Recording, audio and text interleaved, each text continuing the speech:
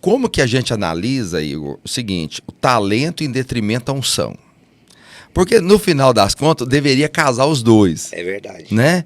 Mas assim, no meio do ministério de louvor, no meio dos irmãos que tocam, a gente sempre, às vezes, tem um irmão que tem unção, mas não tem voz. Sim. Tem unção, mas quando ele toca o violão, dá vontade de... Pelo amor de Deus. Alguém tira o violão da mão desse menino. E você tem do outro lado alguém que toca muito bem, mas é natural. Alguém que canta muito bem, mas é natural. E o terceiro nível, você tem um casamento dos dois, né? Que é a unção e a técnica. O que a gente tem que fazer, por exemplo, com esse irmão que canta bem, toca bem, mas não tem unção? E o que a gente faz com esse irmão que tem unção, mas não toca bem, não canta bem? Pastor, então, eu acho que isso é uma guerra de muitos anos já, né? Porque desde quando eu comecei, eu lembro de ter irmãos que eram muito técnicos, mas às vezes eles não tinham, às vezes nem não vou falar de consagração, né, mas um pouco de se separar para realmente ter um discernimento, ter sensibilidade espiritual, porque o cara que está tocando bateria, ou qualquer outro instrumento, ele não está só tocando, ele está ministrando, que é totalmente diferente do cara do mundo, né? O cara que está tocando uma bateria, uma guitarra, ele está ministrando na vida das pessoas. E eu acredito que discipulado, eu não sei se isso vai acontecer um dia, mas eu acho que o discipulado, não porque os músicos são melhores ou nada disso, mas eu acho que esses irmãos precisam de discipulado também, se inserir na vida da igreja para terem essa percepção, esse tato, no caso do técnico. E da pessoa que tem unção, ele é uma pessoa bruta, ele é uma pedra bruta. Eu me lembro quando eu comecei, uma pedra bruta, pastor. Eu sabia que eu tinha o talento ali, o dom, tinha o chamado. Tinha um chamado, mas uma pedra bruta. Então eu tive que vir lapidando, tendo percepção de que realmente eu precisava de avançar. Tinha a Jéssica lá do Louvor em Goiânia. Sim. E ela falava para mim, você semitona demais. E eu, o que é isso? Eu nem sabia que era semitonar.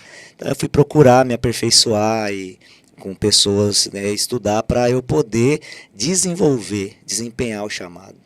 Porque o alcance está nisso, né? Sim. Se a pessoa não se prepara, é igual um jogador de futebol. Ele pode até ter habilidade, mas se ele não se preparar, ele não vai ter um alcance, né?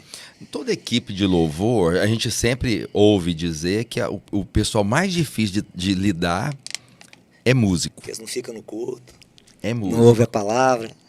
E também dificuldade, assim, de ego, né? Também. Então, assim... Como que você lida com essa questão? Nós estamos falando agora de equipe. Você que é um líder não só de uma equipe, mas líder de várias equipes. Sim.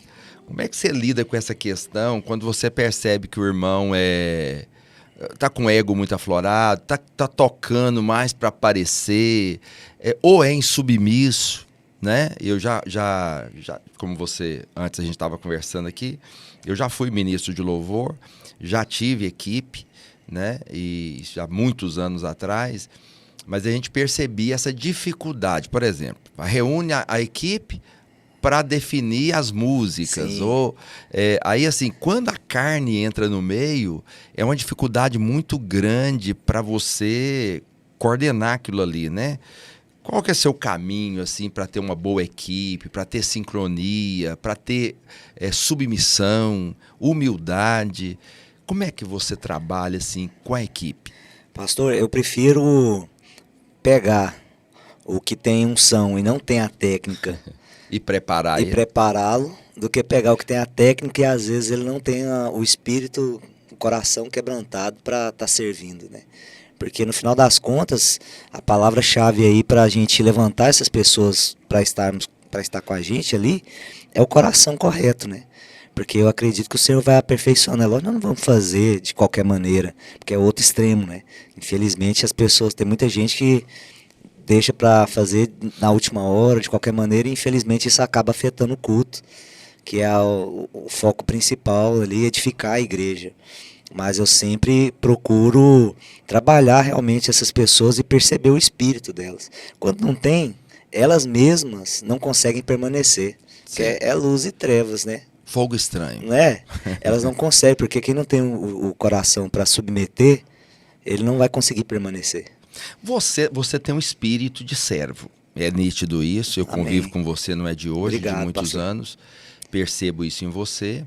Além do chamado, da unção, você tem um espírito de humildade, de servir.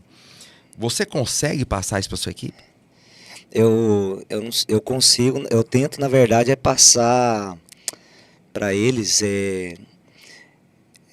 realmente sempre colocar a igreja como prioridade, sabe? Assim, se colocar ali para realmente estar ali para ser um braço, uma coluna de qualquer área da vida deles, não só na música, na musical. Eu tenho irmãos que estão comigo, que ministram, que eles fazem outras coisas e às vezes eu sempre falo para eles, olha, o submisso Deus levanta, né? A Bíblia fala que o espírito, que o coração quebrantado Deus levanta, mas aquele que não tem o coração quebrantado, Deus resiste o o soberbo. próprio Deus resiste. Então, a pessoa que resiste, que tem esse coração, por mais, às vezes até ela sofre uma injustiça que acontece, mas até a justiça própria se torna maldição, né, na nossa vida, quando a gente não entende o lugar, né, de Cristo nas nossas vidas. Então eu sempre procuro os irmãos que andam comigo, que ministram comigo, você só pode perceber, eu acho que os irmãos aqui já perceberam, eles sempre procuram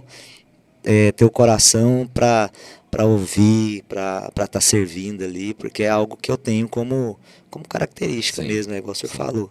Eu priorizo isso, porque é importante, né?